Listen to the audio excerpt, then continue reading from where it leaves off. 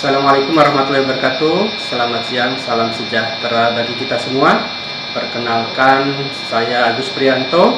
Pada hari ini saya akan bercerita pengalaman saya yang dulu bersama tim pernah melakukan kegiatan penjemputan pasien gaduh gelisah yang ada di masyarakat. Jadi kita ada beberapa hal yang mungkin bisa kita ceritakan, bisa kita berbagi ke teman-teman semua. Gimana sih suka dukanya kita waktu melakukan kegiatan penjemputan pasien ke masyarakat ya. Jadi saya mulai aktif melakukan kegiatan penjemputan pasien ini dari tahun kurang lebih 2010 ya barangkali ya, 2010 sampai dengan kurang lebih 2020. Jadi sekitar 10 tahun melakukan kegiatan. Timnya kebetulan memang pada waktu itu berganti-ganti, tapi biasanya paling tidak itu kita ada 3-4 orang ya kan. Wilayahnya mana saja kita mulai jemput itu dari mulai Jabodetabek, Jakarta, Bogor, Tangerang, Depok, Bekasi. Kita juga masuk sampai ke wilayah Pandeglang, Serang ya, Kabupaten Lebak ya, wilayah Banten sana itu ya. Kemudian suka dukanya kan, suka dukanya kadang-kadang dari sisi tim misalnya ya. Jadi sebetulnya pada saat kita melakukan penjemputan pasien gaduh gelisah ya, tim sendiri kita harus siap nggak cuma secara fisik ya, tapi kita juga harus siap mental kita. Jangan sampai ketika kita sudah berada di hadapan pasien yang memang kondisinya saat itu gelisah, itu jangan sampai kita sendiri jadi merasa takut. Akhirnya jadi karena apa? Karena kan kita butuh kompak. Waktu kita mau evakuasi pasien itu kita harus kompak nih. Timnya itu harus betul-betul kompak.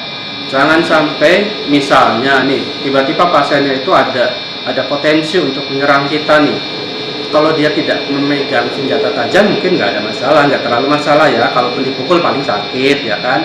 Tapi kalau misalnya satu orang sudah memegang tangan satu nih, usahakan yang satu sigap nih, tangan satu pasien yang satunya harus dipegang juga. Jangan sampai satunya dipegang, satunya lupa nih lengah.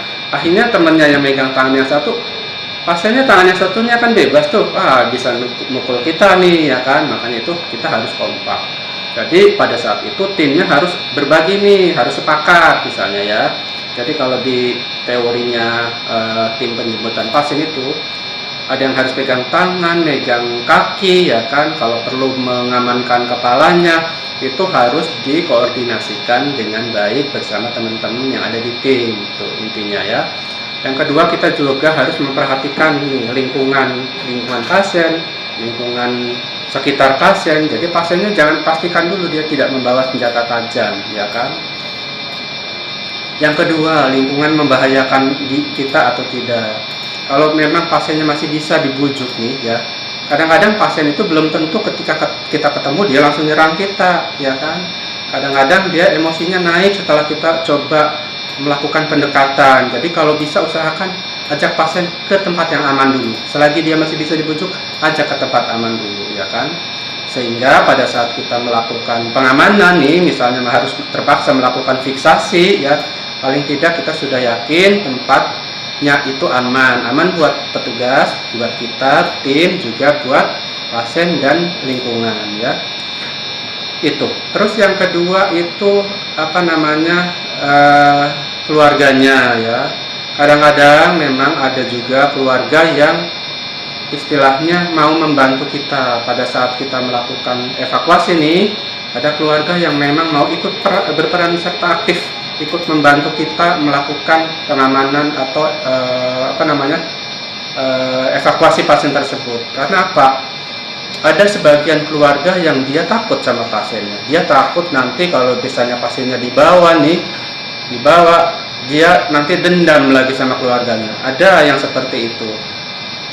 Bahkan kita pengalaman punya nih dulu ya, ada beberapa yang enggak sekali 2 kali.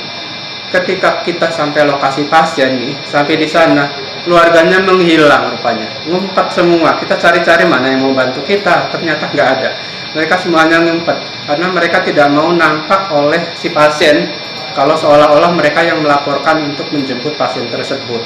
Tapi ada juga yang keluarganya bahkan istilahnya sampai di lokasi semuanya yang melakukan evakuasi keluarganya. Jadi kita hanya mendampingi sampai dengan pasien itu bisa dibawa ke kendaraan yang kita pakai.